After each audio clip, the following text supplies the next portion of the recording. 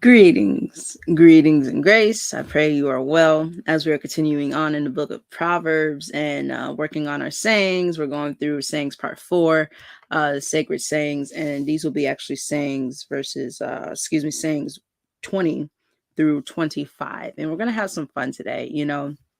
I really enjoy the Bible, but not just, because it's the Bible, but there's so much stuff in here, you guys. There's so much to learn, right? Even down to the point where people don't even realize, people still don't realize, Jesus was hood. You know what I'm saying?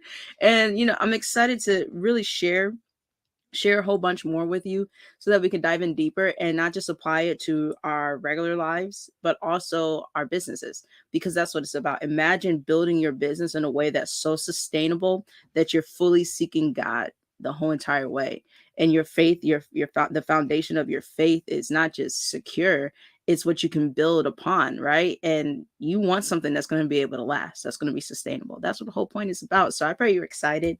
I pray you got your Bibles. If you want to get your Bible, you know what I'm saying? If you want access to, these entire series and everything like that, because we're going to continue on.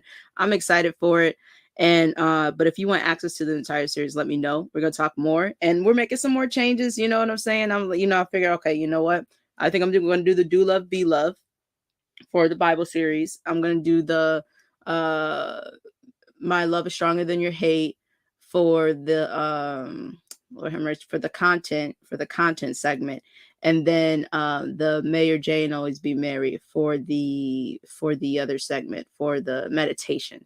And so, when you think about it like that, right? There's so much to be talked about. And, I'm actually going to tell you about the origin of the Do Love, Be Love, Peace and Love above all else. I will talk to you about that soon. Don't know exactly when, but look, it's going to happen. There's a whole lot of stuff that I really want to share with you guys so that we can get it on out there. But let's get on into it. All right. So Proverbs chapter 24. Oh, yes. Hold up. And I want to make sure you can see this as well. Hold on. Hey, look at we taking it up a notch. All right. And I'm on BibleGateway.com. Shout out to Bible Gateway. All right. And so it says, do not envy the wicked, do not desire their company, for their hearts plot at violence. For their hearts for the hearts plot violence. Do not envy the wicked, do not desire their company, for their hearts plot violence, and their lips talk about making trouble. By wisdom, a house is built, and through knowledge and through understanding, it is established. Through knowledge, its rooms are filled with rare and beautiful treasures. The wise prevail through great power, and those who have knowledge muster their strength. Surely you need guidance to wage war, and victory is won through many advisors. Wisdom is too high for fools. In the assembly at the gate, they must not open their mouths. Whoever plots evil will be known as a schemer. The schemes of folly are sin, and people detest a mocker. If you falter in a time of trouble, how small is your strength? Rescue those being led away to death. Hold back those staggering towards slaughter. If you say, but we knew nothing about this, does not he who weighs the heart perceive it? Does not he who guards your life know it? Will he not repay everyone according to what they have done? All right, so very powerful. Let's get on into it. So saying one, excuse me, I'm gonna go towards, my Bible as I read it, because the screen is like next level bright. And how do you like to read, or how do you like to absorb your content? Personally, I'm a big fan of audiobook, Audible, and I also like, paper and everything like that. When it comes to reading online and everything like that, like I use my phone for some articles and everything like that, but I'm a sucker for Audible. You can also take notes with it right away. And then, if it's a favorite book, I definitely want to actually get the paperback version. That way I can actually have it and continuously, build on it. I actually desire to have a very beautiful library, and I look forward to it. But, you gotta figure out what type, and you gotta figure a whole lot of stuff out, and as I, the older I get, the more it's like, okay, patience with a whole lot of stuff, but like figuring out exactly where you want to like plant. Now, I have quite a few places where I want to plant, right? But it's like, okay, which one's first? you know, but I'm leaning towards some pretty good decisions. So I'm super excited about it. Weighing the pros and cons, we're going to get on into it. But anyway, I feel like there was something I was supposed to do. Oh, yes, yes, yes. Before we get into each saying, why don't you go on ahead and take a look at this and enjoy it? All right. Greetings. Secure your path in just 3 steps. I myself knew a piece of my purpose, but I lacked the depths of my vision. I knew that I would make an impact, but I did not feel significant because I didn't know how to achieve this and actually make money online. Now I exercise the confidence of my purpose, execute my strategies for more impact, and I feel more fulfilled, making money as a result, helping other educators do the same as me. Some have even left their 9-to-5. Specifically, this year, I want to help 1,000 people discover their purpose in depth, strategize their impact, and make money online organically with the right information and guidance straight, no chaser. Go to online.theetablueprint.com right now so that you can be confident in your purpose like me and no longer lost on your path. My name is Imani Allen and I own Priceless Faith Productions, where your impact can become omnipresent. 10x, baby!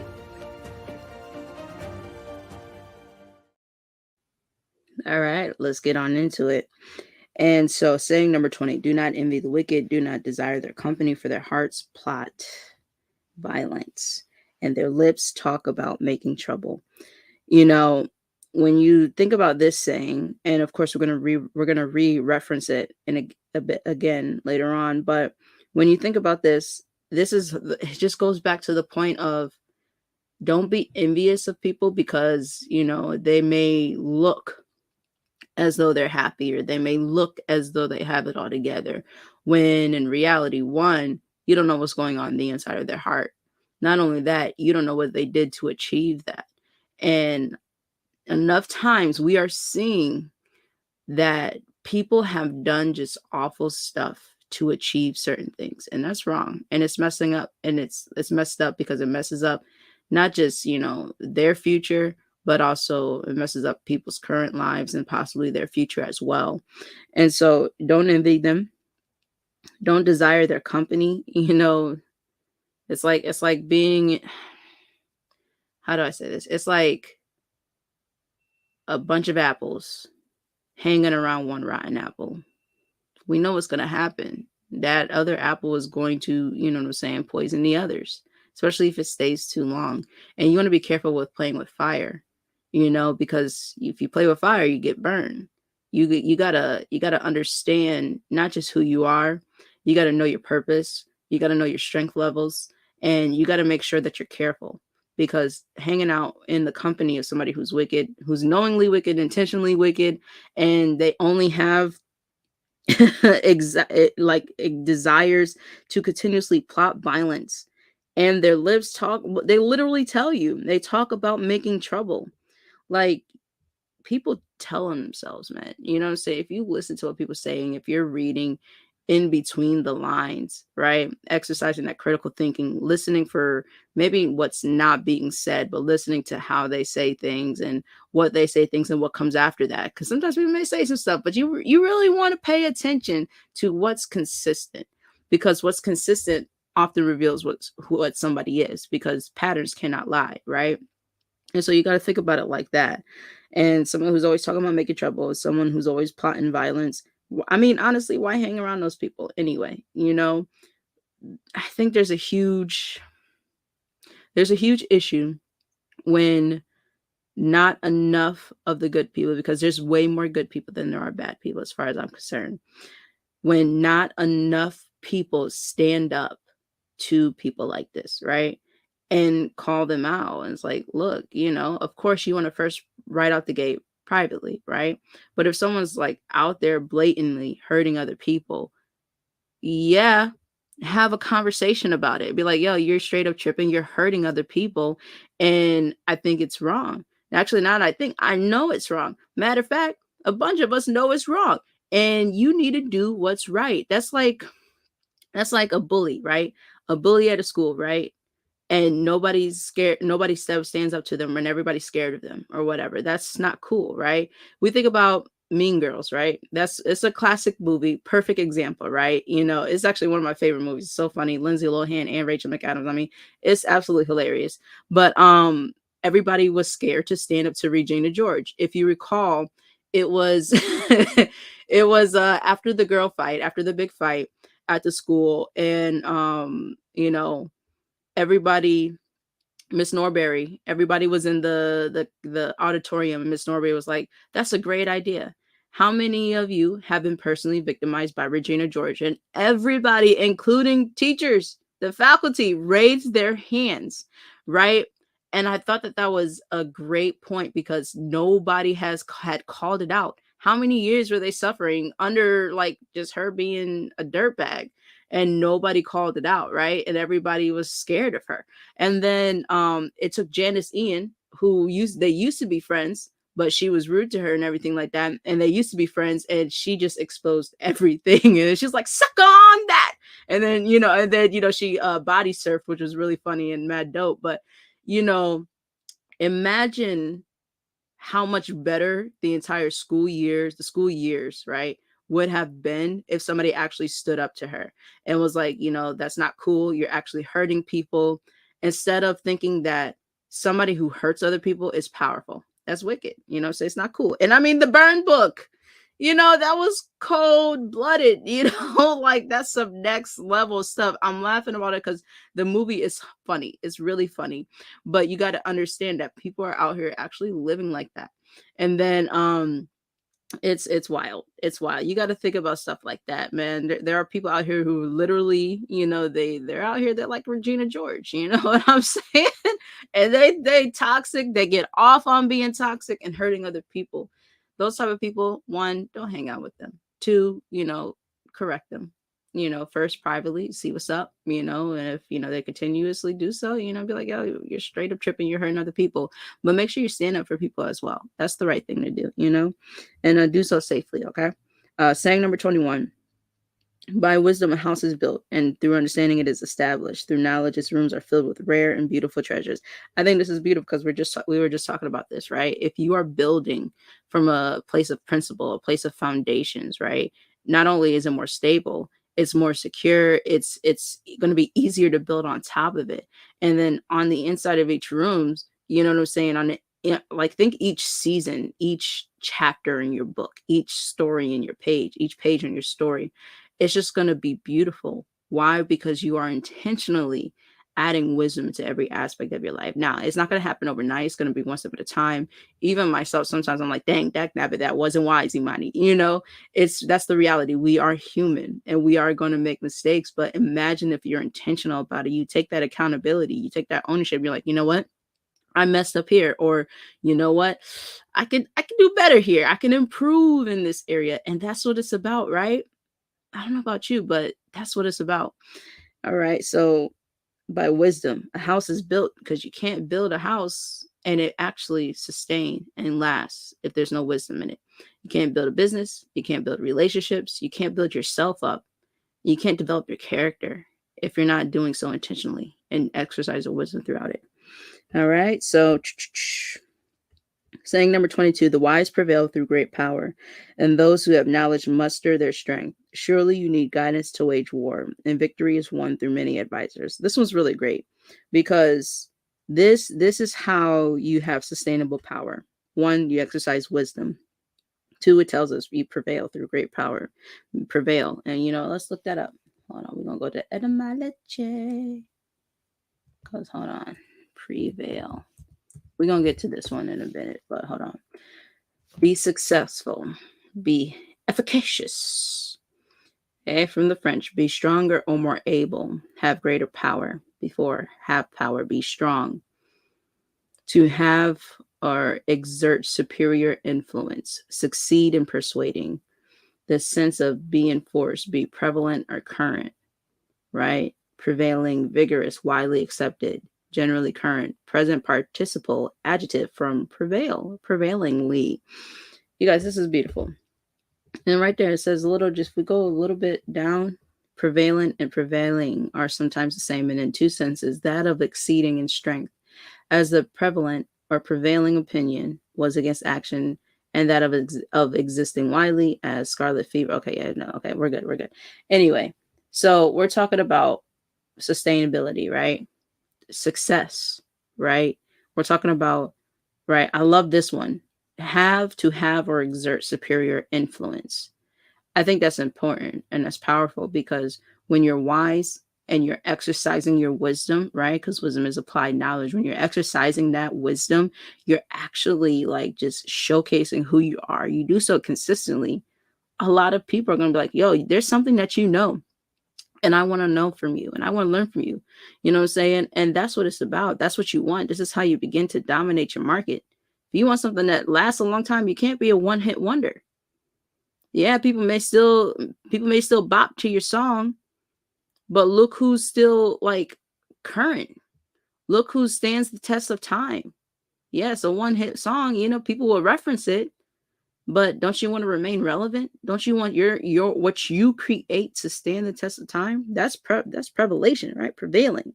If is prevalation a word? I don't know, but those who have knowledge muster their strength. Surely you need guidance to wage war, and victory is won through many advisors. And I don't know if you guys ever thought about this, but the reality is we are at war. There is a war between good and evil, and it's been happening since the beginning of time.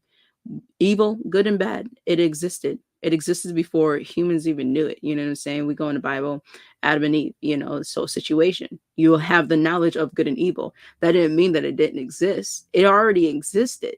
They just got the knowledge of it. I mean, like when you think about it like that's like, whoa, this stuff already existed. Not only that, you got to understand that spiritual warfare is a real thing. Mental warfare is a real thing. Financial warfare is a real thing, right? All of these aspects of who we are that make us up is at war.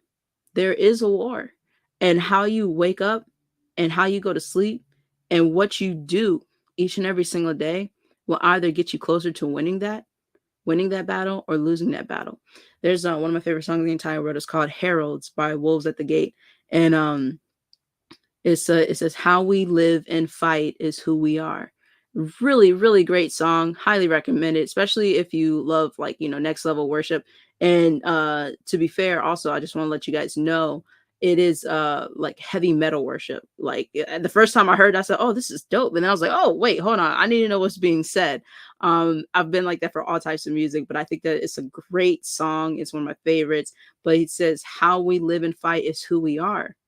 So if we understand that no matter what, we're going to wage war, how we live and fight is who we are. Not only that, when it comes to winning the battle and you're on the good side and you know what the world is like and you're like, you know what, I'm determined and destined to make a change.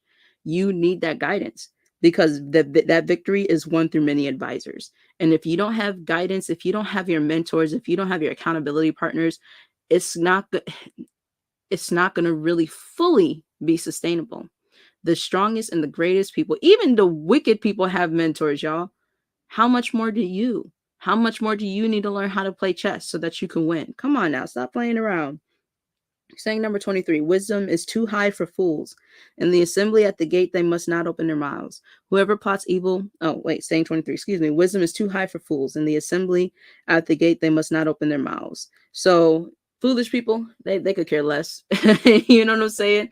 And there are going to be foolish people like, I don't need that, or I don't need to learn from anybody else. And, we've all had that moment, but I hope that as this world is consistently getting better, and we are evolving as a human, like as humanity, as humans, as even though we're all evolving, I hope that, excuse me, within these next couple of generations that we do much better with it, right? That we become just much more powerful and the good people become louder than the bad people, because that's what it needs to be, and that's where it needs to be at. And wisdom is too high for fools. Like people want to be foolish. Shoot, let them be foolish. Let them be foolish. Saying 24, whoever plots evil will be known as a schemer. The schemes of folly are sin, and people detest a mocker. Going back to saying number 20, that's evil, right? That's a wicked person. And not only that, people aren't gonna like that. That's like, it's how you treat people. How you treat people will show up if you're not careful. How you treat people when you get older, you'll see if people really want to hang around you. Especially if people just try to speak with you and share with you like, yo, you actually hurt my feelings. If you wave them off, If you had zero empathy, if you had zero compassion, if you were like whatever, or if you devalued them, you're kind of hindering yourself, especially long term, especially when it comes to, you're literally at home, you're not doing much, maybe going out to bingo or something like that. But then you're like, where are my friends? You hurt them. So think about that. Saying number 25, if you falter in a time of trouble, how small is your strength? Rescue those being led away to death. Hold back those staggering towards slaughter. If you say, but we knew nothing about this, does he who not weighs the heart perceive it? Does not he who guards your life know it? Will he not repay everyone according to what they have done? Now, I know I just said, let the fools be the fools, but now we're talking about people who may be foolish, but not even realize it. And their heart is in the right place, and you've seen it time and time again. So you want to help them out, right? You want to do the best you can. So you're like, hey, you're actually going down a path that will hurt you. And here's why. Right? That's an important thing to say, that, hey, you know what?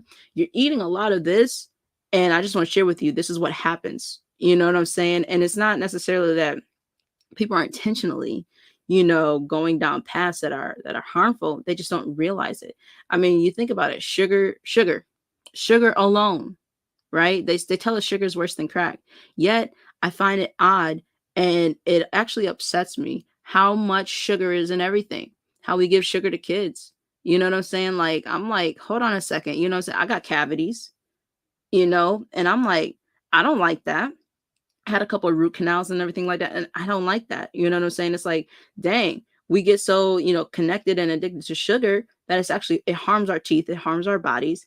And then we have to work on literally being intentional about cutting back, about switching sugars into healthier stuff. You know what I'm saying? And it's like, whoa, why are we giving kids this? Why are we giving kids this sugar that we know long term causes teeth problems, right? Like, I'll share with my cousins, right? Because I know I got some teeth issues, right? So I pulled, like, I had this little, I had a wisdom tooth being taken out. I had it taken out, and they were concerned about the nerve possibly being touched, so they left a piece of it, right? So I got this like little, like hole right here because it never closed. The gums never went over it, and so it chipped a little bit, right? And I'm like, oh, I got to get this out, right? And that took me 2 hours, right? I'm sitting there wiggling this sucker back and forth. I pulled out this little piece of a tooth. And I mean, it was a tiny piece of tooth, and it caused so much pain. But I pulled out this tiny little piece of tooth, right? And I put it next to a dime. And then I sent it to my cousins. I'm trying to scare them straight. I said, what is that? Right? And I said, this is some family. I said, guess what that is, right? Nobody got it. And I'm like, this is a tooth. They thought it was a piece of chocolate. I said, no, it is a dead piece of tooth. And that's from sugar. This is what happens if you do not change your ways. And just being honest with them about it. And I'm not just saying stop eating candy. I'm like showing them. I'm like, look, this is what happens. I'm like, matter of fact, why don't you ask your loved ones? Ask our loved ones. You know what I'm saying? Ask them about their teeth issues. You know what I'm saying? Especially if you raise, Southern and everything like that. Look, we all got some teeth issues, but there's power, there's knowledge and power, right? So we got to make sure that we do our best to make those changes, right? And be intentional about them. So falter, to stagger, totter, to be burdened, hesitate, be troubled, or else frequentative, to fold. You don't want to be out here folding, to stammer. I think that's good. You know what I'm saying? Be burdened. If you falter, if you're burdened in a time of trouble, how small is your strength? 1, don't stagger, don't hesitate, right? Don't be burdened. Don't allow it to burden you. Difficulty is going to happen. It's going to happen. It's the power comes in the ability to keep going. The power comes in the ability to change directions, right? To pivot. That's where the power comes. The power comes in actually pivoting, because you know what? Those difficult times are going to happen, right? Especially if you're building a business and you're not building with any mentors or anything like that. You're not following instructions. Guess what? It's going to happen. You got to be able to pivot, and you got to be able to keep going. All right. You got to be able to remove your emotions or go through your emotions, process them joints, and keep it going the next day. You don't got time to be sitting there harping on stuff. And I'm saying that from experience. And then rescue those being led away to death. Hold back those staggering towards slaughter. We just talked about that, the teeth situation. If you say, but we knew nothing about this, does not he who weighs the heart perceive it? So people can say that, but God still knows, right? Right? Does he not, he who guards your life, know it? Will he not repay everyone according to what they have done? What we do and say matters. How we live and fight is who we are. That is by Wolves at the Gate. That's such a powerful band name too, right? Heralds. How we live and fight is who we are. Again, how we live and fight is who we are. So I hope you enjoyed. I hope you enjoyed today's session. And woo, we went in 25 minutes, but y'all, look, it's important to talk about these things. You know why? Because the information needs to come out there. It needs to get out there. And what good are we if we hold all of the information to ourselves? Nah, that's not the way. That's not the way, my friends. It's not the way. It's not the way. All right. I will talk to you guys soon. Thank you so much for tuning in. I'm excited.